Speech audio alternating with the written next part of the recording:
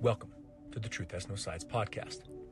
These conversations will be had to expand the minds and the consciousness of you, the listener. If you like the content of the show, please like the video and subscribe to our channel to help this message be seen and heard by more people. Thank you for being here and enjoy the episode. Hello, Charlie. Welcome to the show. How are you doing today, friend? Good. And I'm a lot better after the little conversation we had before we started recording. So this is going to be fun. Yeah, it's going to be awesome. I'm so excited you're here. So excited to what we're going to get into. So before we do, can we just hear a little bit about you? I'd love to give an intro on who you are, where you are in the world, and touching on your work and whatever else you want to share. Currently in Salt Lake City. Currently in you can see the background here, but in front of me is a little gym we just barely opened up. So kind of a jack of all trades in a sense. Born and raised in Utah. I wasn't Mormon. I also was not atheist, though. So I had a very expansive frame of mind and frame of life without even knowing it until I got older. Had some good-sized businesses that led into a massive shift, a shift I didn't even understand at the time when I was in my early 30s, which led to a teacher, which led to understanding some very high-level stuff that I had never read before. It was kind of like a remembering.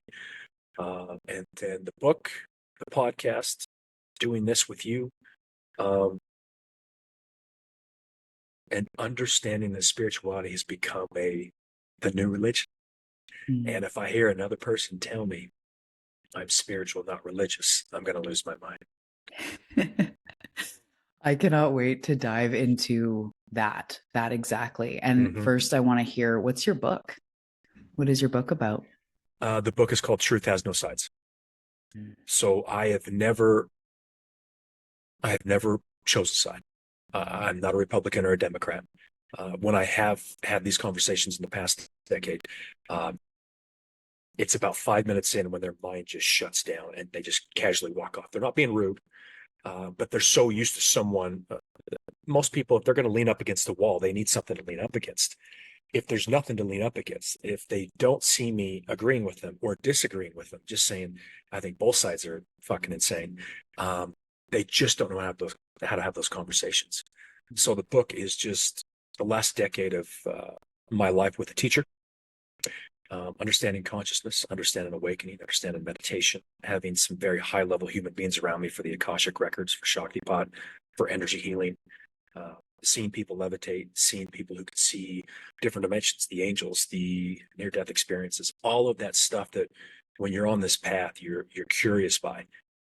There's nothing magical about it. It's all as real as it gets. And the book kind of just pieces all of that together. And there's really no ending.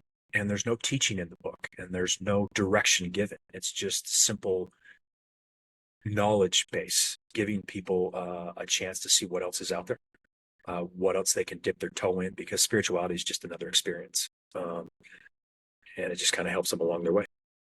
I love that. That reminds me of the opposite of all or nothing thinking, they say, right? And how humans, because of the ego and, the way that we've evolved, we're so black or white. Like, what? You're not this? Well, then you're that. It's like, well, no, I'm neither. Like, that doesn't make sense. Or, yeah. And everything is in the space in between all of that. When we rigidly attach to either side, there is no space. There is no spirit. There is no in between. And, yeah, that's really, really powerful.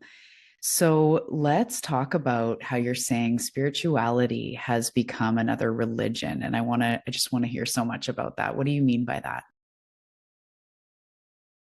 So when I began, I didn't have any time. I didn't have any framework. So when my teacher, a very, very enlightened individual, a very powerful individual that the world will never know about, and he'll keep it that way, I didn't understand how what he was teaching me was so incredibly profound, so incredibly powerful. The books he was having me read, where he was guiding me was correct in that moment in my journey. And then I started to listen to Adyashanti, Nisargadatta, Raman, all these guys. And my teacher and others would talk about how Catholicism and Jesus, how these people would say, that's the only way. Only Jesus can save you. Anything else, you're going to hell. Well, I never really liked that. I didn't like just Buddha. I didn't like just Christianity. I didn't like just Mormonism. I didn't like just atheism. I didn't have a side. But I was so new to what he was teaching me because it wasn't religious, it was spiritual. It was something that none of my friends, none of my partners, none of my family, no one I knew had ever heard of. I mean, very rare books, very powerful teaching, very esoteric. So I went hook, line, and sinker.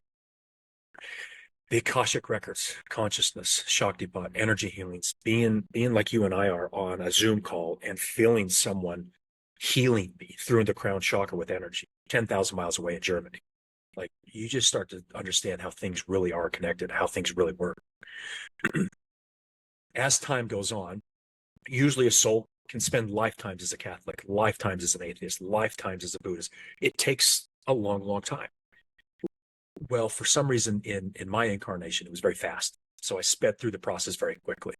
He cleared all of the shit up out of my mind, out of my soul, out of my karma very quickly because I didn't have any structure. He didn't have to pull Jesus out of me. He didn't have to pull Buddha out of me. He didn't have to tell me this was right or wrong. I was just a sponge. But then I was expecting what he was teaching me, what he was doing to lead me to peace and bliss, because you only hear what you want to hear. So when I was listening to him, I was listening to teachers, I was reading these books, I was listening to Maharishi, even Adyashanti. I was only hearing the good part of the awakening process. I wasn't hearing the shit.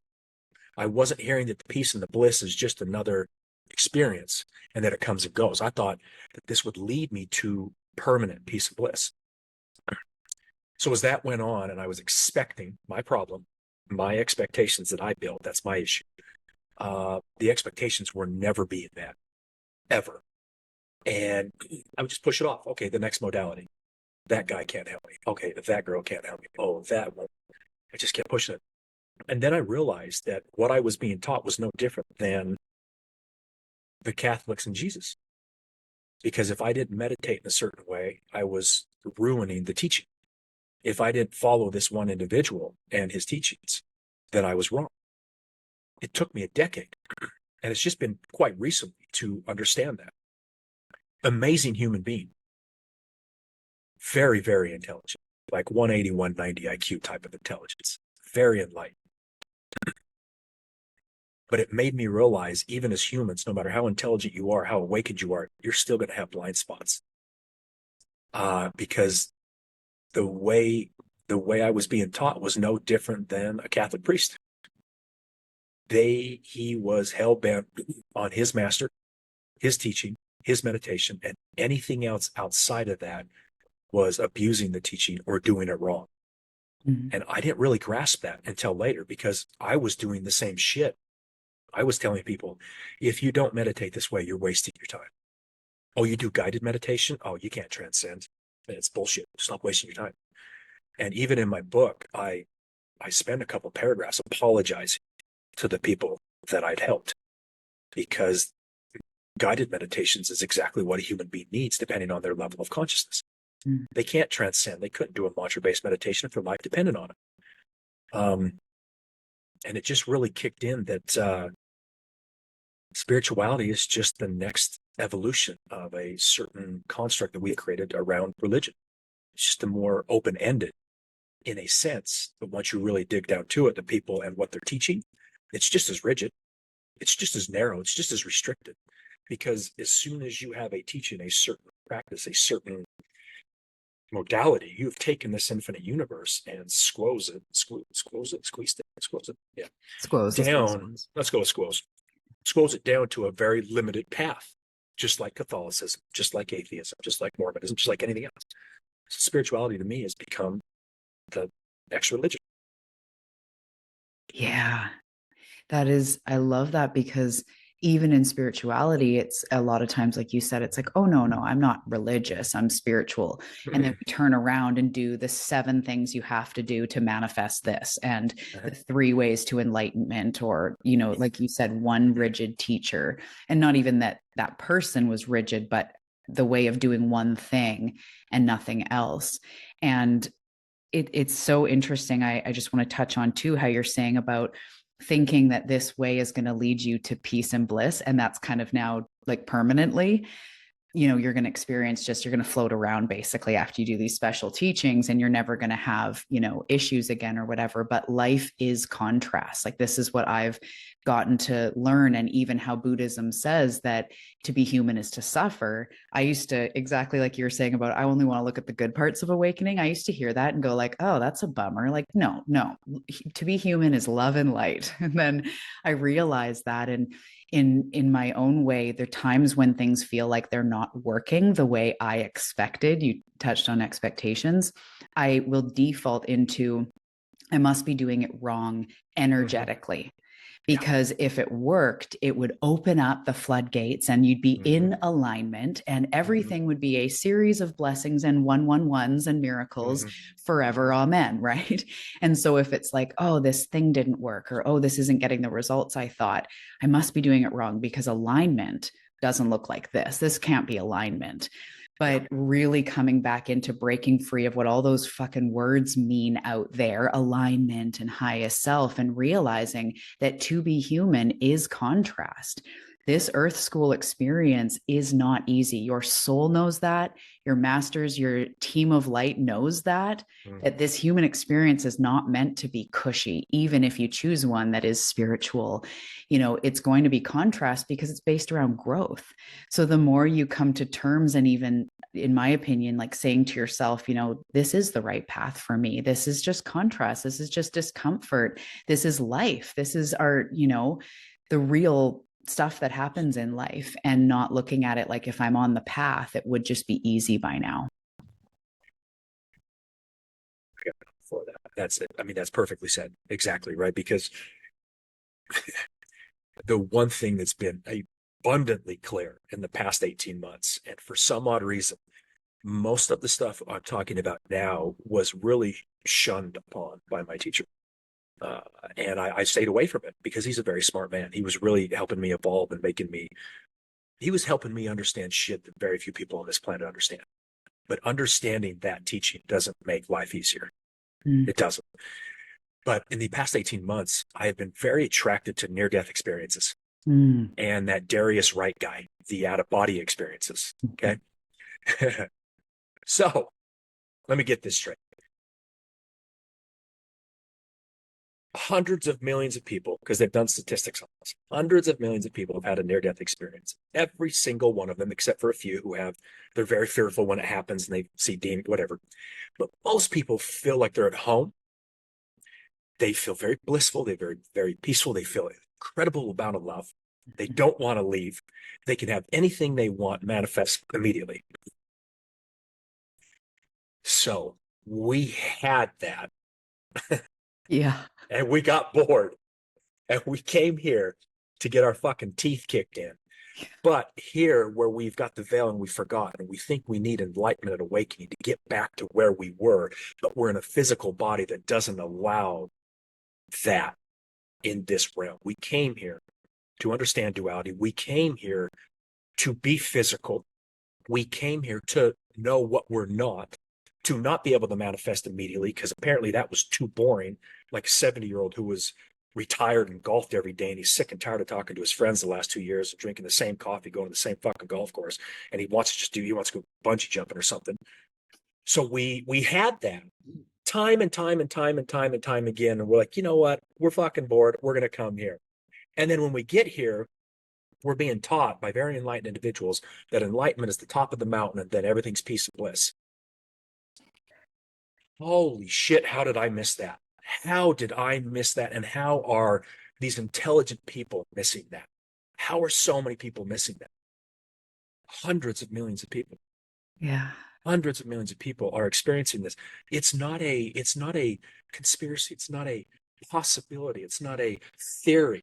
It is time and time again. They're seeing, feeling, hearing, experiencing the same thing, of which you and I probably started, and everyone listening started our spiritual path for that. and then realize that we're not going to get that in this physical realm, which is not what we're meant to do. We're the only ones who look in a linear time frame and think that we're supposed to go up, when all it is an experience. Everything's just an experience, just like being 14 or maybe being 18 or maybe being 22. In our minds, we think we're getting older and wiser. Look at the world today. That doesn't really look like we're getting older and wiser, is it? No, it's not. And in regards to the shift happening and thinking that all of these modalities and teachings and teachers and practitioners are helping us evolve. Why does a 14-year-old turn 15? Is a teacher needed for a 14-year-old to turn 15? No, it's just natural. That's the shift of consciousness on this planet that's bringing open that awakening and that opening for us to ask about these things. We had nothing to do with that. We didn't start meditate. Why did we start meditating? Why did we want to learn about the Akashic records? Why did we want to do a podcast like this? Why did we want to understand consciousness? There's something like Adi Shanti says, behind our eyes, behind all of that awareness, the consciousness, the universe that pushed us there. And then the clarity of the universe, who knows so well what we should and shouldn't be doing, it's naturally pushing us to an awakening by itself. Then humans get involved and say, you need to do it this way. You need to go in this direction. You need to be Catholic. You need to be Buddhist. You need to let them all go. You need to be spiritual. You need to meditate. You need to do this. Sure. They're all just different experiences. And some of them give you an ounce of relief or a day of relief or a week of relief. Or maybe you're lucky enough and you'll get the rest of your life and you will be peaceful. Maybe that's your karma in this existence. But for the vast majority of people, there's something behind all of this that's just naturally pushing us over the side of the fence to make us want to learn new things. And spirituality is just that next new thing. That's all. Yeah. Oh, there's so many things I want to zoom in on when you're talking about. Actually, I'll just start with that. Like that experience, like you're saying, of even a teacher saying, this is what's happening, or this is the way to do it. Like we really need to come back to our soul, our spirit of our own understanding. And you may love a teacher, but if they say something that you go, that doesn't feel right, release it, let it go. And these teachers, these guides, even what I do, I look at it as I offer experience, I offer reflection. And some people will hear something and go, oh, and they remember more of themselves. They remember more of this experience. That's all that people can do for each other. You said it's happening naturally. The awakening is happening because you're alive and because you keep breathing and because you're a seeker. But no one person has the perfect solution for you. There's been really, Ram Dass, Wayne Dyer, there's been different teachers that even came into my life at 14 when I was struggling and angsty and all the stuff that did help me remember more of this experience. There must be something more, like, ooh, it pops you open.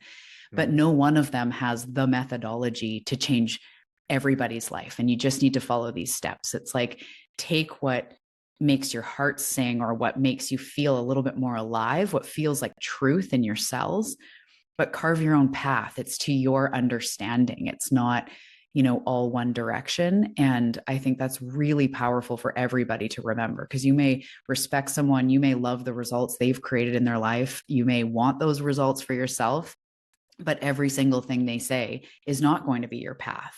It's literally a path, an ever evolving now moment, that some things are important on your path, but others might be something that changed someone's life. Like you said, this style of meditation or this one thing. And that's why it irks me when it's like, you need Kundalini in order to be successful. You need this in order to be this. It's like, it's more fluid than that. It's more individual and experiential than just, okay, I did the meditation. Where's my damn enlightenment? Like, is it at the end of the driveway yet? Because I'm waiting. I've been doing the thing for 12 days, And that's just, it is really important to understand that. I need to do what you're doing. I should have been taking notes, because there's 3 things in there I want to talk about. I forgot all about all 3 of them. Son of a bitch. We'll have a system where if you want to talk, just put up your hand and then I'll start. No, just start. Just whoa. Just shut up for a second. Let me talk about this. Yeah.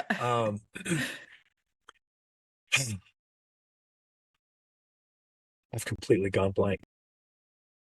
Completely gone blank. I do love Ram Dass. Let's go into another topic because that's keep talking because I truly have gone blank. There's so many things in what you just said that I'd love to expand on, but that is one of the unique things about this process is when you do expand your mind and consciousness, the structure you had where you used to be very good with names and numbers, used to be really good at remembering things, gone. Gone because you were an expert at this very tiny little hole of existence and awareness because you could remember everything anyone was saying. You could remember their name, their birth date, and when to text them, everything else. I feel like I'm getting dumber because you literally just said something for 3-4 minutes, and I was like, oh, I want to talk about that. Gone completely, completely lost it because you've taken what you knew, this tiny little existence, and you've expanded it. And that has been probably the most difficult thing for me is when I was ignorant, naive, and really thought that one way was the way, I could talk to anyone and feel very confident in what I was telling them to do. This meditation is going to change everything. This book, this mantra is going to change everything. When you let that go, naturally or unnaturally, when people come to you for guidance, you're supposed to be confident in what you're telling them. I've lost that. I've lost that. That's kind of like the book on the back cover of my book. I don't have a lot of people making comments. I made up a bunch of funny comments, like is there or is there not a God? Something this book can't answer, right? I'm kind of just downplaying it, but I wish there's part of me that wishes I was still ignorant to that because life was a lot easier. Helping people, as crazy as that sounds, was a lot easier, even though maybe what I was having them do was not the best for them. It wasn't detrimental, but it wasn't the best for them. Yeah, I loved having that confidence. I don't have that anymore. Yeah, it's tough though, right? Because that was an ego confidence of like, oh, cool, I can regurgitate anything and be like an expert, and I can stand in this podium and I've got notes and I've got citations, I can tell you my references. But all this stuff we're talking about, and even deep healing, it's experiential, it's not in the head. And I learned that, I mean, all through this journey, it's an unfolding of that, but especially trauma healing and different things where I'm like, wait, so I do this because of this. And it's like, it's a body experience, and spirit is a body experience. So we can try to hold on to something, but as I keep talking, you're experiencing what I'm saying. And the head, the words, the knowledge can just leave because it's not even a feeling. You can't even put a word to it. It's an experience. It's a state rather than something consciously to figure out. And I think that's the other part when you try to bring quote unquote spirituality, people are trying to teach it. And I don't know how active you are on social media or whatever, but I find as soon as I go to like post something on Instagram, I'm like, blech, this feels like I'm taking something that's 111D and trying to put it into like something catchy, something this, something that. And like, I'm over it. I've been doing this business for 9 years online for all this time. I used to have no problem being like, okay, the 5 things you need to know. And now I'm just like, what is the point of any of this? I'd rather create a reel that makes you stop for a second and take 5 breaths than try to feed you something that you have to know in order to move forward. It just feels it's not in the brain. It's in the heart or the body or however you want to say it. It's in the consciousness, not in the brain. I'm the same way. I know I hate even saying it's a necessary evil. I fucking hate social media. I had a decent account, like 13, 14,000, and it got hacked. And now I've got like 40 people. And I just can't do what I did to get there again. Because when I post, there's that drastic duality of like, yeah, this is going to help, but what does it matter? Yeah. What does it matter? So one of the things that has become very clear for me just recently is, I don't remember who the guy is, but you know how everyone talks about love being the highest level on this planet, highest level of frequency, highest level of energy. Right. Yeah. And they've done studies recently that it's authenticity. Mm. Authenticity, which probably would include love because you're doing exactly what your soul wants you to do. Mm-hmm. I think one of the things, I'll talk from experience, and I'm kind of getting the same feeling from you because you've been doing this for 9 years, you're sick of social media, right? We're both becoming more authentic in ourselves when we're basically downplaying and tearing apart, in a sense, what we used to think was absolutely a necessity for our path. And I've always known there was something deep rooted in me, just like when I was a kid and thought I was adopted, and then come to find out 30 years later what was really going on in my life. But having that same type of feeling is with me right now. It's been here for about 10 years. And sometimes I act on it, but most times I don't. When I finally let loose, kind of like we're doing on this podcast, where we're saying, fuck this, fuck that, and truly say what I feel to clear my throat chakra, because I'm continuously clearing my throat. And I've been told time and time again that it's blocked because I don't say what I want. When I finally 100% go all in on my authentic self, I know a lot of that pressure, that stress, that anxiety, that depression I feel will be alleviated. Mm. And I know that. And yet it's still hard for me on a day-to-day basis to be in a conversation with one of the kids' dads that's on the soccer team with us, to be truthful in what I really want to say to him, not in a mean way, but what we're really discussing. Even on this podcast, knowing I can feel your energy, how authentic you are, how you're okay with us talking about this stuff. You even told me about your community is this way. There's still a part of me that's not 100%. Mm-hmm. And I don't know when that happens, but I know everything will shift for me when I am just balls to the wall, Charlie, unapologetically myself. Mm-hmm. I just know it. That like you said, it's a feeling. It's not a teaching. No one told me that. No one told me that. My teacher never told me that. No one I've ever crossed with, intelligent, stupid, in between, levitation, and no one's ever taught me that. There's something deep in me that my soul says, you came here for something, to be who you are. Same with you, same with all the listeners. Until you do that, good luck. Mm-hmm. You're going to have anxiety for no reason. You're not going to feel complete for no reason. You're going to keep doing shit that maybe you don't want to do because you think you need to. When you're 100% you, I think things will kind of fall into place. Okay. Okay, that's all I need to do. Cool. Okay, why am I not doing that? Like Yeah. the ego and the fear of truly doing that, which makes me, I used to really look up to awakened individuals, very high level teachers that we all know. Now I really appreciate authentic people, Mm-hmm. even if they're assholes, Mm-hmm. even if they're telling the whole world to go fuck themselves. Mm-hmm. Because authenticity is that highest level of frequency. And I know when I'm my most authentic self, and I'm pretty close here on this podcast because you're letting us be free. You're letting us talk about shit. That's when I feel my best. Every fear, every worry, every concern, anxiety, gone. There's nothing blocking that. But as soon as we hang up this podcast and I go back to figuring out how we get more people into this gym, it's going to kick right back in. Mm-hmm. It's going to kick right back in, which Yeah. goes back to what you said 15 minutes ago. That's what this human experience is about. Yeah.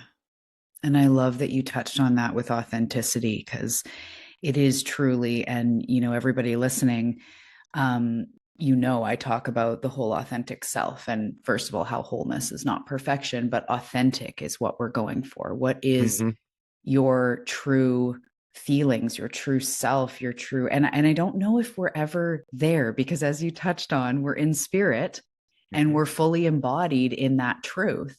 And we come back and we're like, okay. And the first things we start learning, you're Charlie, I'm this, you're male, you're this, your ethnicity, socioeconomic status, blah, blah, blah, how you fit in, high school, what group are you in? Like everything is that separation, is that duality from the second we're born. And then if we've chosen a journey of deep awakening and self-growth, every time we go through the refinement, every time we have the breakdown, every time we get squeezed and pushed and washing machined around in life, we come out a little bit more authentic if we choose it. We don't have to choose it. Spiritually, I always want everyone to know that your spirit team, angels, guides, whoever, you don't have to choose this highest enlightenment, $1,000,000, whatever fullest expression you think it is.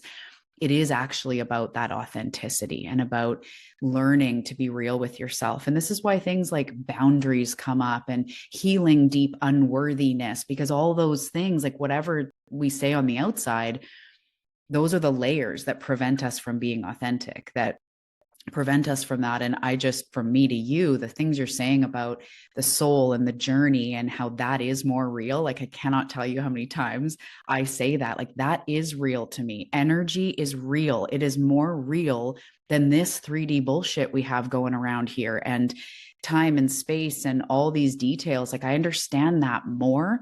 And what you were saying about coming back into the body, into the human experience, and manifestation slow, and time as we know it drags everything out, and we have emotions and we have betrayal and this really hard stuff. That stuff is like, that's the stuff that for me personally causes my contrast, my struggle, because I'm like, fuck, this isn't even real, but you got to be here now. Be here now. We are not fully only spirit right now. Right now, you're here for a bit this time. It's learning how to plant here. And I have body pain issues, and I never felt good in my skin, and money has seemed hard, and relationships are hard, and connections with other humans are hard, and all this human stuff. But that's what I came here to learn. I've spent so much time seeking and being like, I can hear my spirit team. I can hear your spirit team. I know like the timelessness of, and even things like the Akashic records, and I can get lost in making sense of all of this up there. And then I go, wait a minute. I also have to come back here and be here right now. And that isn't easy. And so, sometimes not being able to maybe speak up, it's because the stuff you're saying, the stuff you know to be true, the stuff you feel isn't what the rest of the world is like jiving with as truth. A lot of people don't totally get that. And so sometimes it can be hard to be who you truly are when you feel like your family, your social circle, your community, your friends, the internet, other people don't fully get the perspective you have on life and how you experience life. It can be tough. Yeah, and I'd love to talk to my soul and ask him what the fuck he was thinking. Truly. Like, what are you, why? Why are we doing this?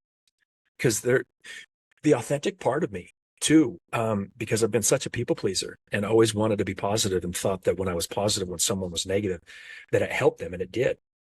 But I mean, if I was 100% authentic, I'd want to go to a different planet. Mm. I want to go to an easier planet. Well, we used to be there. That's why. Yeah. I mean, just the honesty, the authenticity, I don't want to do this anymore. I don't. I don't want to have to come on a podcast to talk about my book. I don't want to have to create my own podcast and then have to post on social media and get a couple views and hope that some random person grabs it and it explodes. That even as I listen to my voice, I can hear my dad. I can hear my brother. It's like locking your keys in a car. You are shutting the door. You know you're about to lock your keys in the car, but you still do it. That's all I'm experiencing right now, because that gap between the awareness of knowing right and wrong, it's not there anymore. So as soon as you say something you're not supposed to, you're like, fuck, shouldn't have said that, or not argue about. But this human side of us is always engaged. The ego's always engaged. And anyone who says they're going to kill the ego and become less attached, maybe for some, that would be great. That's why part of my reason for doing the spiritual stuff hasn't worked out too well for me though. But yeah, I'd like to, without hurting people, I'd like to take them with me, obviously, um, and go to another planet where it's a little bit easier. Mm-hmm. Um, the human side of it, but like you said, I know we came here for this, to be better at relationships, to be better with money, to be better at being human. Um, I'd like some relief. Yeah. And I thought I was getting that with all of this shit I was doing that very few people were doing Yeah. with the meditation and everything else. And it has not panned out that way for me at all. All it's done is my clarity is incredible. My awareness is incredible, but it is not made, it's made life tougher for me. I was 100% just tougher.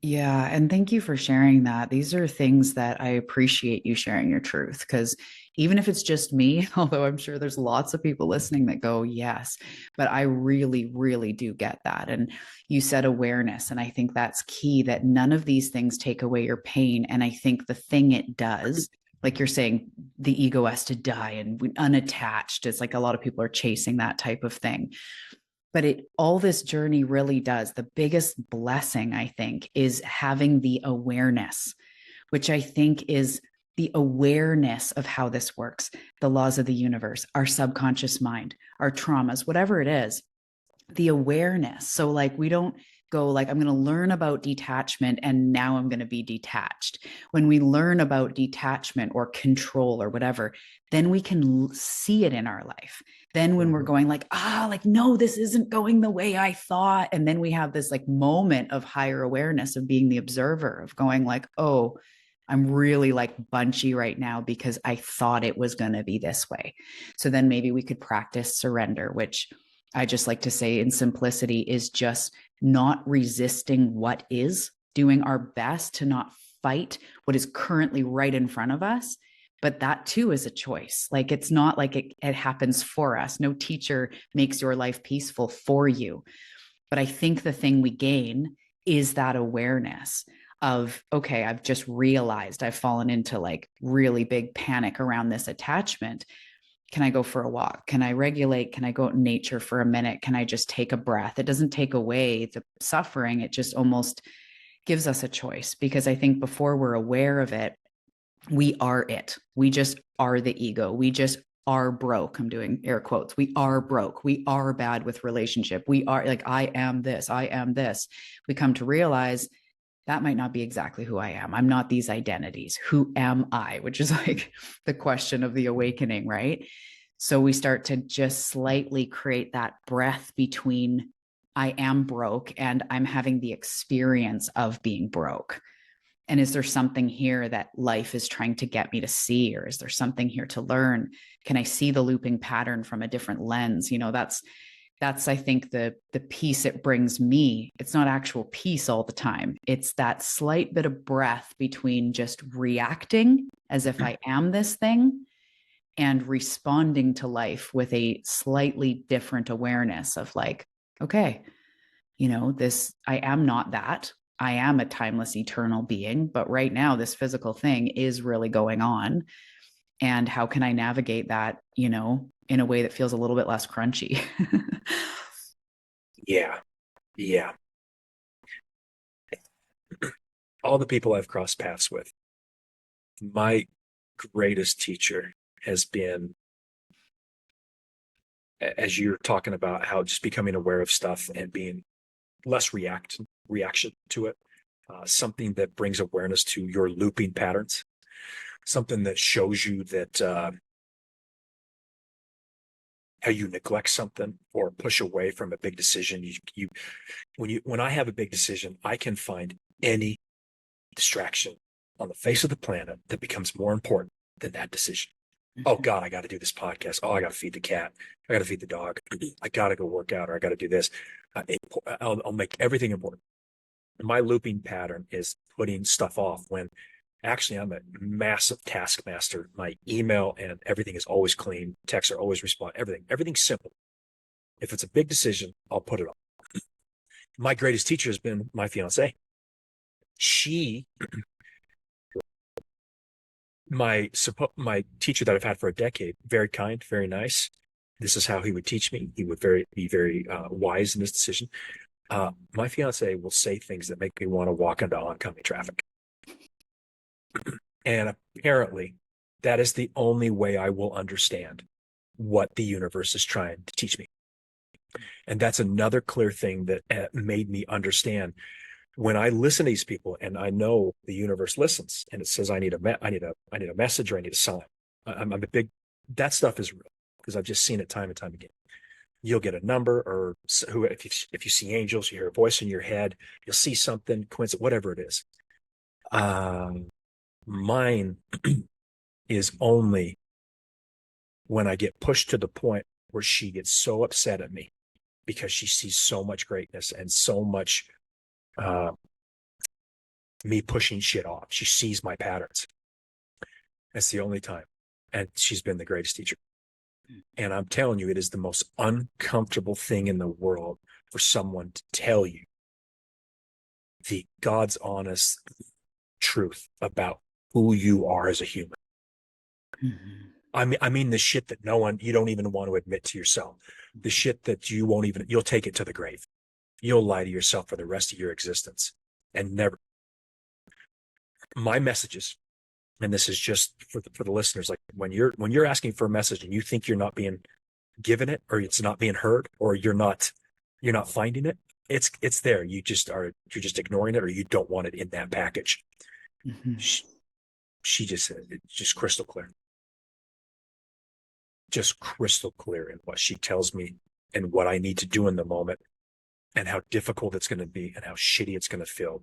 But it's a necessity for me to move forward and evolve. And just like you said, the reason I brought that up is because you were talking about resisting something less. When she does that, I've gotten a lot better, but I'd become very defensive. I'd push back. I'd walk away, or I would try to say, well, you would never do that. Why would I do that? It's not about her. It's not about anyone else. It's a clear message from the universe, obviously coming through a 5'6" blonde woman, screaming at me, saying, here's your message. Don't listen to the messenger. Don't listen to how it's packaged. This is exactly what you're doing. You think you're doing everything right, but you're not. And you wonder why you struggle in these areas. Well, here's why. That is the most difficult thing. And I think that's why a lot of people on the spiritual path will find a comfort zone and stick. They'll stick with manifestation, or they'll stick with meditation. They'll stick doing psychedelics every other month because they don't want to really get to the shit. Because when the real work happens is when spirituality is really let go. When you don't need to meditate, when you don't need psilocybin, when you don't need energy healing, when all of that's pushed aside, done, and you realize you're still standing where you are, basically where you started, and you need to admit who you really are. And people have said it to you, but you don't want to admit it because, oh, they're assholes. Oh, she's a bitch. She was just having a tough day. Her anger was just a reflection of what's inside her. You remember that bullshit that we've heard all the time? Well, if that's the case, then yeah, I am doing everything right, but I feel like shit. Oh no, she's right. That's not a reflection of her insides or how angry she is at the world. That's a message for me. Cool. Why can't I just see angels and they politely tell me what I need to do? Oh, that doesn't work for me. Okay. All right. Yeah. It sounds like she's a beautiful reflection. And that's the thing too. When we talk about guides, gurus, fiancés, best friends, whatever, they're a reflection of you. Even kids, I have 3 kids and they are the greatest reflection of who I am actually being. And sometimes if my oldest is like, I don't like the way that when we have a conversation, if it gets uncomfortable, you just leave. And I'm like thinking like my reaction's like, I do not. And then I'm like, wait, that is definitely what I do. And like, that's a reflection that I can either go, you don't know what you're talking about, blah, blah, blah, or, oh crap. Right. And that's just sort of an everyday thing. But reflections are actually more helpful than somebody saying, you know what you have to do? What you have to do is this, because not only do we want to resist that anyway, but when someone can mirror back to you what you're being, that is, accept it or not, it's truth, right? It's powerful because we can't see it when we're in it as easily. We can't see exactly what we're doing, or like you said, we can, but we just don't want to admit that we're a lot like our parent, or a lot like what we say we don't want to be, or that type of thing. And even I find like I am clairaudient, a few of the clairs, but particularly clairaudient, where my client spirit team's very clear when you said about seeing angels, and they will tell me exactly. But the thing I've learned is touches on everything we're talking about. I'll get the greatest fucking guidance in the world, but then I come back here in my nervous system, in my brain patterns as Talia. And that can be torture for me because I'm like how we're talking about, like we know of the spirit world and we know of the unlimited potential and the blah, blah, blah, but we have to come here. And I still have an inner child that feels alone, like nobody gives a shit. And I still am a highly sensitive empath reflector weirdo in the corner that can't carry on a conversation about the weather because and please don't ask me what I do for a living, like, so even when we do get an incredible card reading or we get a channeled message that we go, yeah, the power is in taking that sip by sip into our real life, because you can hear it all, but you got to take it back into your life. And that's when our shit comes up. That's when our sabotage or, our looping patterns. And that's when we realize like, oh, damn, like we are a human. That's why I respect gurus, teachers, whatever you want to call them, when they're so real. That's the thing I loved about Wayne and Ram Dass and other teachers is it's not about floating above everybody all the time. It's about realizing that you're human. You're human for now, as much as someone like me or you might be kicking and screaming. And often I will laugh about it, but I'm like, this is too hard. Maybe in the next life. Like maybe in the next life, I'll do this. I'll overcome my self-worthiness, whatever. Because sometimes it does. It feels too hard. Yeah. It back to my comment a couple minutes ago about wanting to go to a different planet. Yeah. And like you said, the messages, I know my spiritual team. I have, when I do psychedelics, I don't feel shit. I don't see shit. When I go meditate for 4 hours and it goes by in a split second, I see nothing. When I did Bufo, I saw nothing. So I don't see stuff like you do, like my fiance does. I don't hear things. I have the most boring path you could ever imagine. Truly. I don't see shit. I know it's there. I know they're sitting right here next to me saying, you're a complete fucking idiot. We're helping you.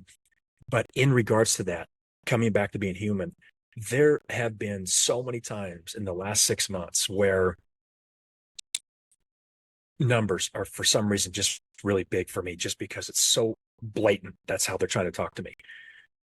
My car usually has, when I fill up, it's usually at a tank and it's got 400 miles. If I drive very aggressively, it'll dip down. There's been so many times I filled it up and it's 333 miles. It's 3:33 p.m. I'll go into Petco and realize that my point total to get free crickets for the fucking frog that's 3 years old, it was only supposed to live a year, is 1,333. It'll be 3-3 for RSL, the stadium over here for the soccer team. Every time I turn on Premier League to watch football, soccer, the number 33's got the ball. It's just so, and I'm a very practical human being. I think I am, but it's so blatant how they're trying to get a hold of me and say, you're doing what you're supposed to be doing, even though it feels like dog shit. Yeah. And then I have to come back and be human. And it does feel good in the moment when it's so blatant like that. And then 10 minutes later, when I have to do something human, I'm like, yeah, but I thought this was supposed to be easy. I thought that sign was I'm doing the right thing, isn't it? Like you talked about earlier in this conversation. I'm doing the right thing. Isn't everything supposed to open up? Isn't there supposed to be a crowd outside this gym door saying, we heard about you through the ether randomly, and you're like a really good trainer and you're spiritual, so come train us. Nope, there's no one there. Shit. But yeah, it's so blatant in how they're trying to talk to me. It's because you haven't done it right. You haven't done it under a full moon with the 7 steps. Apparently, And it's, have you used a mantra? Yeah, I've done that. I've done all that stuff. Yeah. So I'm with you. Always having to come back into this human body, even when they're letting you know time and time again, it's going to be just fine. Yeah. And saying you are on the right path. And every client that comes through my door, if they are saying, am I on the right path? Ironically, every single time it's a yes. It's in our human brain. We go, no, because we think back like, oh, when I was in my alcoholism or when I was in that wrong relationship, I was clearly not on the right path. And they're going, no, it was still the right path orchestrated for your highest growth and healing based on what you said you wanted. It's like, crap, right? Like it's because why we're here, why we keep growing, why we keep doing this shit is because we wanted it. We did get bored. We wanted something better for ourselves. Also, our soul learns through the human learning, right? Like, I don't need to tell you this, but our soul learns as we learn, as we remember more of who we are, as we remember more of the true I am, rather than I am woman, I am Canadian, I am this, I am that. When we go beyond that, our soul grows. Our soul grows through this lifetime that is like a blip in our life, in our soul's life. But we came here to grow. We come down to earth. It's all stretched out. It's all painful and like filled with senses and ups and downs. And at the end, our soul's like, whew, that was crazy. Okay, next time I'm going to not do that so much, or I really move forward in this, but this is, and that's just my perception on the bigger picture of how it goes. And so it is tough. And I don't think it's supposed to be easy. And even when you look at teachers, whatever, just with the two I've been mentioning, Ram Dass had a stroke like 20 or whatever years before the end of his life. I don't think he should have been more positive and he wouldn't have had a stroke. Or Wayne Dyer had cancer and then he didn't have cancer, but he died in his sleep. Like no reason. It was nothing. But that doesn't mean he wasn't on the right path or he wouldn't have died. Like this life is contrast. This life is, we're not here forever. We're not unscathed. And if you're doing it right, it doesn't mean right, as if there is that, but it doesn't mean it's all sunshine and roses and 111s and then everything. Like it's not 111 and then you win the lottery and then you meet your soulmate and then you get the healthiest shape of your life. It's like, if you want that, it's going to pull you through a growth portal. If you want what you say you want, it's going to pull you, sometimes kicking and screaming, through a refinement, because we're the ones who want it. Like our soul wants it, we want it, but we just kind of want it to appear, right? We don't really want to do it. Okay. Yes. Hold on one sec here.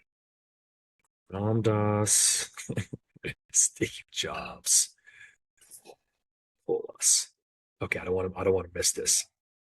So in regards to pulling us, when we say we want something, that has been very clear in the last 12 to 18 months.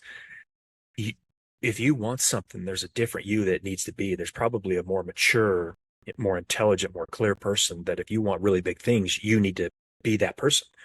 If you don't have it, obviously you're not that person. So like you said, there is a learning experience that they pull you kicking and screaming to create that better human, to create a person who's had better experience, to be a tougher individual so you can have more responsibility.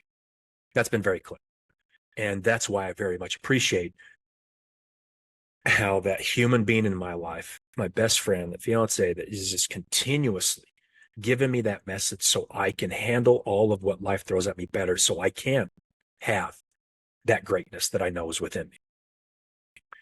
The Ram Dass, you remember what he said when he had a stroke? About the results of the stroke, how he wouldn't wish it on anyone. Is that what you're talking about? No, what he said about it was his teacher's true way of saying finally letting go. When he had that stroke, everyone's like, oh, that's tough. I would never, he said, I would never wish that upon, but he said it was my teacher's final gift to me. And everyone's like, what do you mean? He's like, that was his way of truly letting go, because now I'm going to need help around the clock. That's a hell of a way to look at it. I wouldn't look at it that way, but that's why he's amazing. Yeah. And I remember he said that he wouldn't wish the physical thing of the stroke on anybody, but the results of the stroke. And he doesn't even finish the sentence. He just smiles and laughs and smiles through his eyes, and just the results. And he was saying that, as you may remember, like after the stroke, he said it made it harder to physically write with a pen. It made it harder to kick a football around, or baseball, or what is kick a baseball. Hi, I'm sports over here. It made it harder to physically do a bunch of stuff. But he said all of that stuff was out there and I'm in here. And what that stroke did is made me more in here, which I just find is so profound. Because like you say, who does that? Has a stroke and then says it's the best thing that ever happened to me, type of thing. He does. That's why we love him. Yeah. That's why we love him. And then Steve Jobs, you made a great comment about Ram Dass. There was nothing wrong with Ram Dass's path. There was nothing wrong with Wayne Dyer.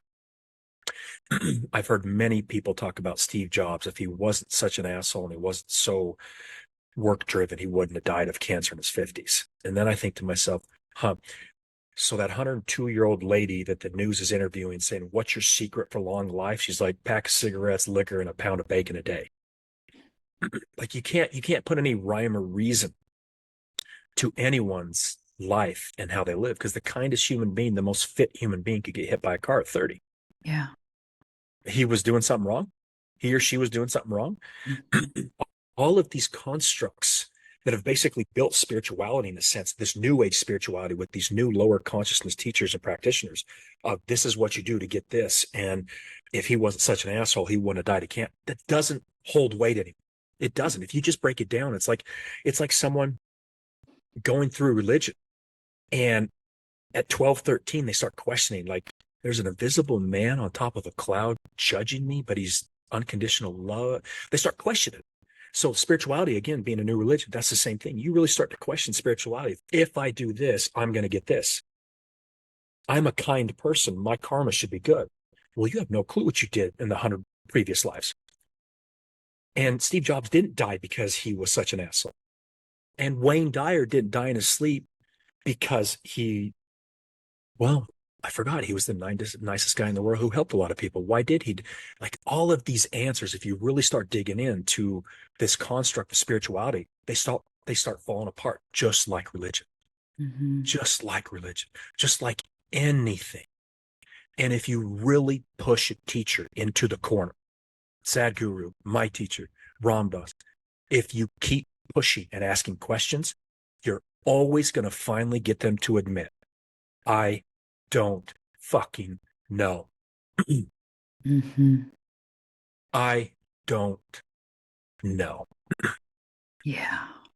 This physical body, you and I staring at each other, is trillions of cells working together to make sure this physical body doesn't just disappear with a heart beating on itself, breathing, which I've never thought about once in the past hour talking to you. Thinking, talking, consciousness, awareness, eyes, ears, mouth, taste, touch, everything. Just sitting here, given to me so I can be right here. Yeah. And then the random easy question is, well, God's amazing. Okay. Where did God come from? Like, if you just keep digging and digging and digging and digging, it's just all going to fall apart. All of it. Yeah. All of it. I love that. That's so powerful. And again, it's not palatable. That's not Instagram sexy. Like, nobody wants to Nope. hear that. To be like, invest in my program and you might not be any further ahead. But it's almost like, Yeah. it's like the Tao says, when you name it, you've lost it. And that's, I think, a really powerful thing to think about, because Tao is also life force energy, is what, it is. It's not a deity. It's not a god. It's a life force energy. And when you name it, you've instantly lost it. It's like trying to hold water. You can't hold water with a closed fist. If you were to dip your hands into a stream, you hold water with open palms. You don't grip onto it, you lose it. When you think you name it, you've lost it. When you think you are that, you've lost it. When you even say, no, that's my God, you've lost it. And this is the right one. This is the right way to do things. You've lost it. You've lost it. You lost it. So everybody listening, be really aware of that. Even when it's your doctor or your guru or your therapist, when they say, this is what you have to do, this is the answer, this is the one thing, think of that. Like, I've named it, I've lost it. But it is up to you to then choose to come back to authenticity. What feels right, what authors, what doctors, what medicine women, men, plant medicine, whatever feels genuinely right. Because if you're going into it thinking this is the one key, you've lost it. This one ayahuasca journey is going to take away all your shit. I haven't done ayahuasca myself, but I've known a lot of people that have, and it's never a one thing that you come back completely healed. No. Even if you're seeing fractals and you're having these experiences that people talk about, you still have to come back and be you in your meat suit with your nervous system and your programming and your perception of the world. So it may help for a bit, or it may help shift a perspective, but nothing. If you think it's the magic pill, you've lost it, and you're seeking from the ego in that way.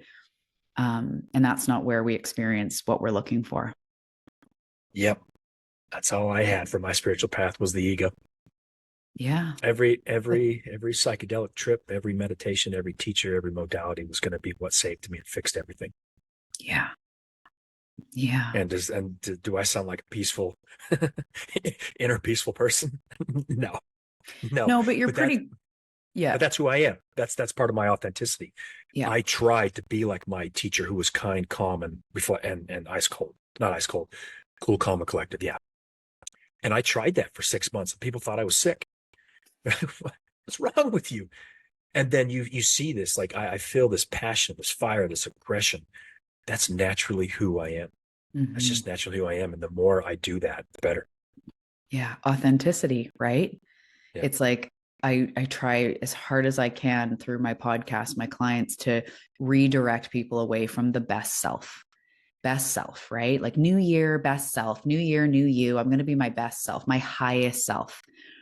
And I have to like break that down for people. Like your highest self is not just sitting around doing yoga and eating Buddha bowls all the time.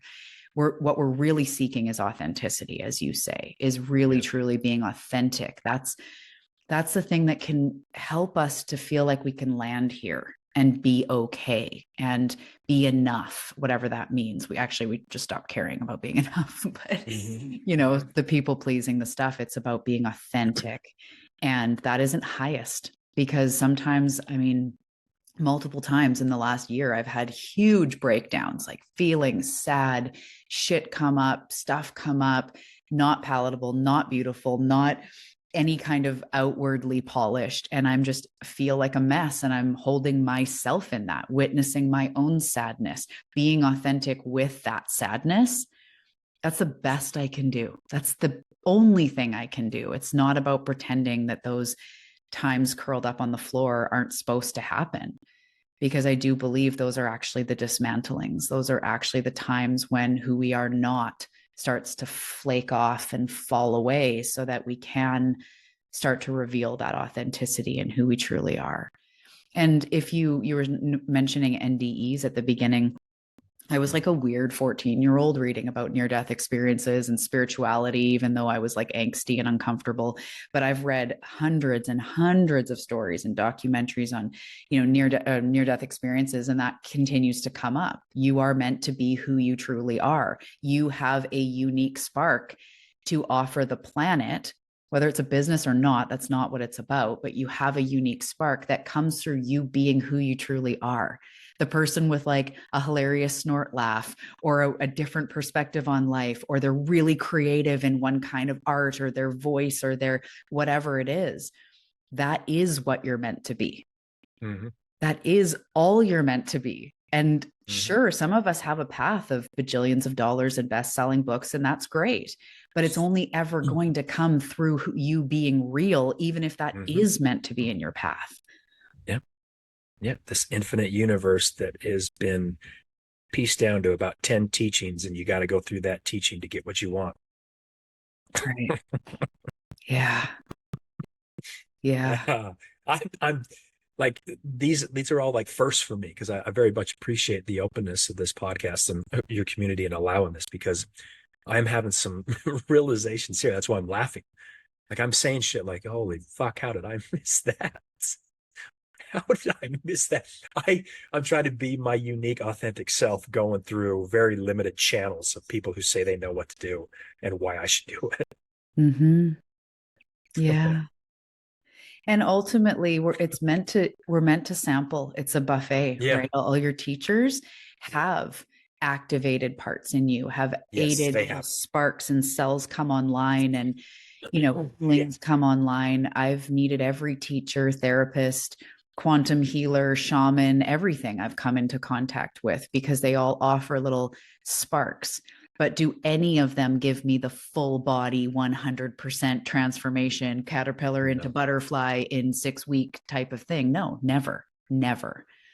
no, no, It's never. your own journey that you sample from and adopt little things here and learn a tool here. And you were talking about you said something about being tough when we're talking about having that awareness of the ego or the attachment. And I think of it like resilience. Like we over time build tools. If you're an empath, if you're sensitive, you're saying people pleasing, we build tools so that we can maintain who we are, even when people are spewing their crap at us, or we walk into a room that's really dense or whatever. But that's almost the best we can do is like it's like you go whitewater rafting. I just got that image. And you're like, if I'm doing it right, it's going to be super smooth. It's like, well, no, because you would have you would have chosen the still lake, but you chose the rapids. So the best you can do is have the tools to like navigate those ups and those downs and the floaty thing for when you get kicked off, but that is it. It's like, is this me doing it right? Being shoved around, right? And your spirit team's like, yeah, your spirit team's like, yeah, that is you doing it right. Actually, good job. But it sucks. Yep. Yeah. Yeah. That's part of the toughness about this, because like you said multiple times, we are aware of why we're here, what we're doing, and this is exactly how it should be, and we're still complaining.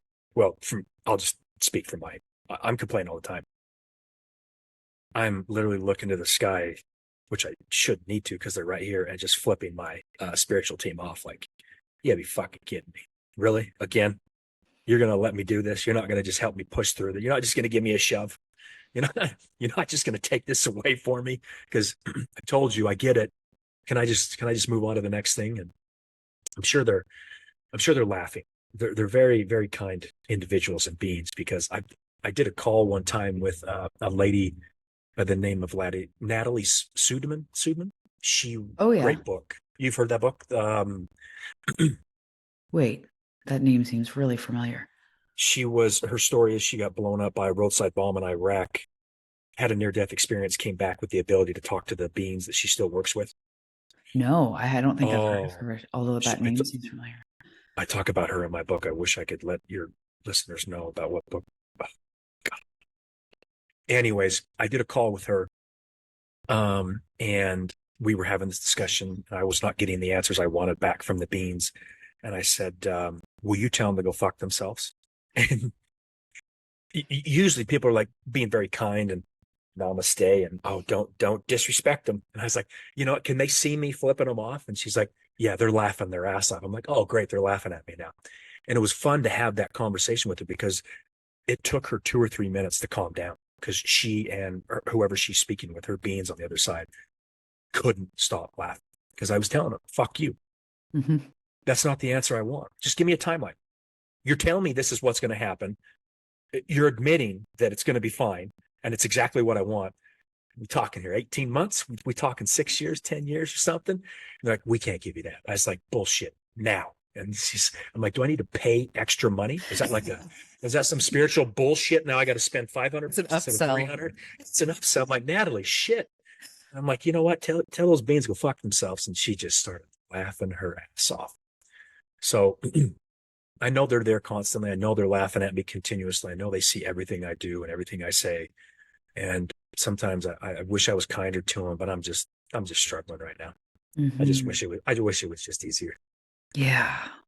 Yeah. And that's the thing about the timelines is, again, when you name it, you've lost it.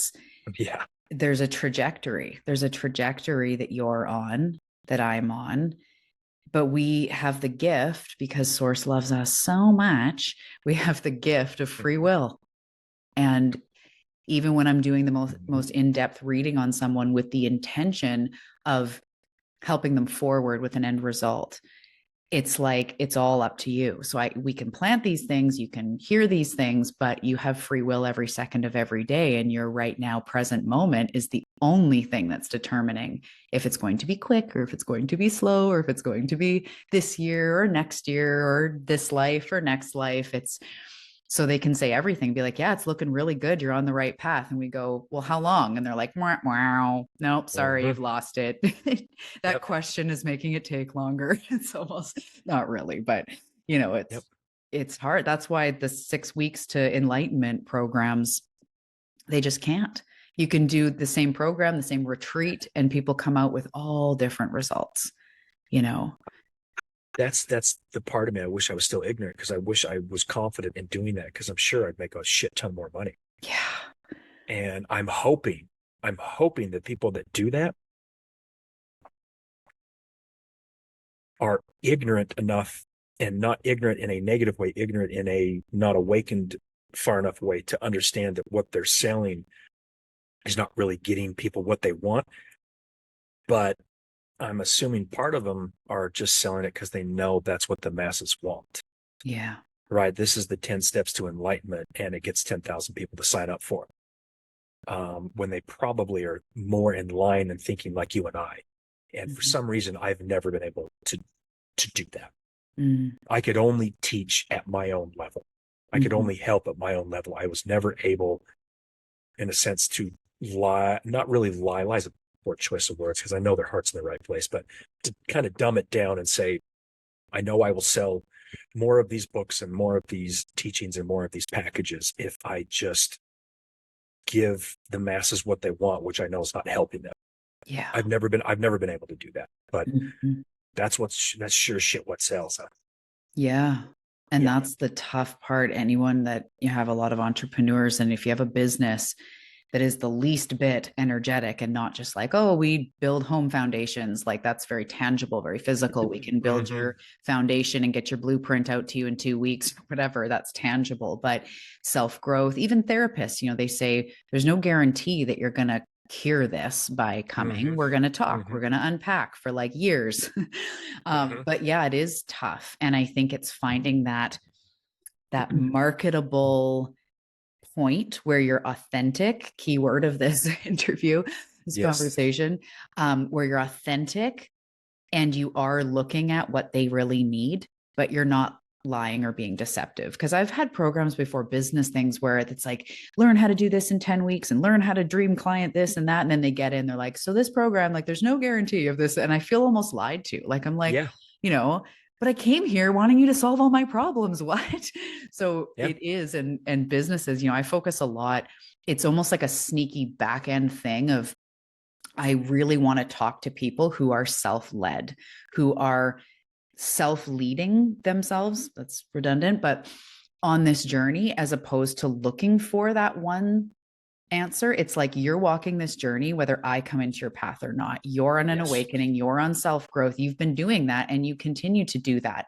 See if what I offer helps you Yes. versus, hey, over here, you're broken. I'm going to fix it. You got headaches. I'm going to fix your headaches. Like that is just not how this works. Um, and that's the hard part. It is hard for a spiritual business or whatever you want to call it, this type of thing, because it's not marketable. And No. yeah, it takes some fandangling.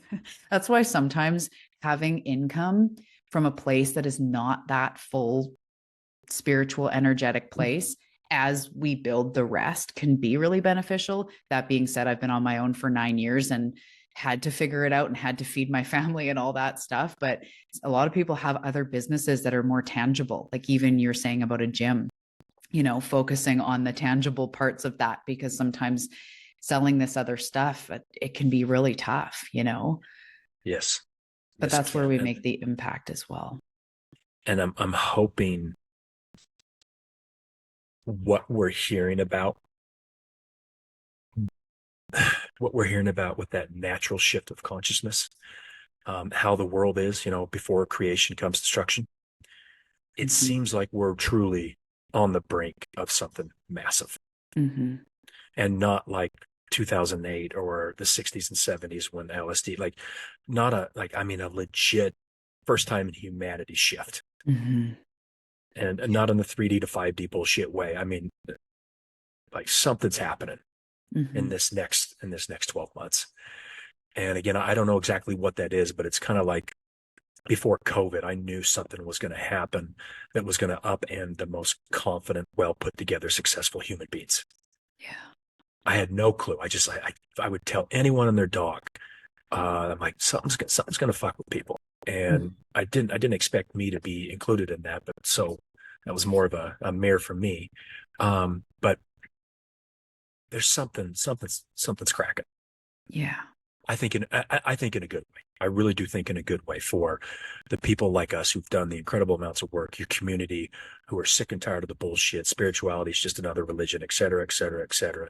There's some shift going on, and I'm really looking forward to that. It's kind of like having a really shitty year in high school at 15, and then you turn 16 and you get freedom because you can drive a car. But Yeah. like a natural shift of a lot of stuff really shifted for us, and I'm really looking forward to that. Yeah. Yeah, I see that as well. And thank you for spreading this message because it is tough and it does challenge our throats and you know Yeah. it bounces off of others who may or may not want to hear it and it's a tough one, but this is the truth, you know.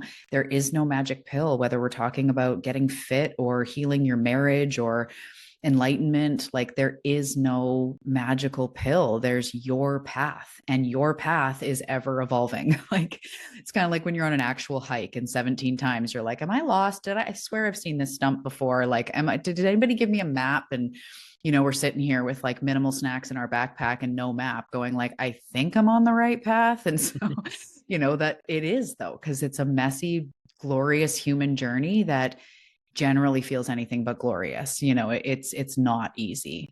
And I thank you for sharing that because it's refreshing and it's authentic and it's real. Well, thank you for giving me the platform to do so. This has felt really good. I was able to swear, be honest, and be authentic. So yes, thank you to you and your community, and giving me the time, because that's it helps. It helps a lot. Yeah. Thank you so much. So, where can people find you if they want to connect? Or you were mentioning your podcast, of course, your book, as you mentioned. If people want to connect with you further, where are the best places to go? Truthhasnosides.com. We'll have a spot for my book. We're just kind of updating it right now. We'll have the podcast on there. YouTube is at Truth Has No Sides for the YouTube channel.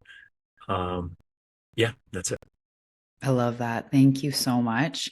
Thanks again, Charlie, for coming on. I will put all the information in the show notes for the book, for the podcast, the website. And I recommend everybody checking that out if you've been resonating with this. Awesome. Thank you.